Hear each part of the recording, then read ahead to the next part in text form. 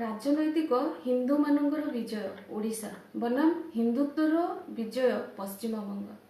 जय जगन्नाथ। फेसबुक रे आज गोटे सुंदर पोस्टटीए आवारा वन आईडी रु पढ़ी। बहुत सुंदर पोस्टटीए एक्चुअली एटा सत कथा।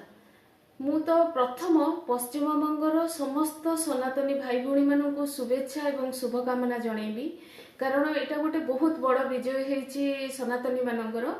प्रकृत विजय पश्चिमबंग रे, कारण ए जिनस को भी मन रखा उचित। जो दल भी विजय प्राप्त करिछि हूँ प्रकृत सनातनी मानकर विजय, से माने मन रखा उचित। बहुत लोक ए चेष्टा करेंगे जमती अलग समय से बदलिकी निजर रूप बदल आसी से दल को से ये माने तांकर पावर रे थिले, पुणी एबे जेतेबेले बदलिछि से माने मध्य आसीबे तांकर निजर रूप बदलैकी, जेमती रावण निजर रूप बदलैकी सन्यासी रूप धरिकी आसीथिले।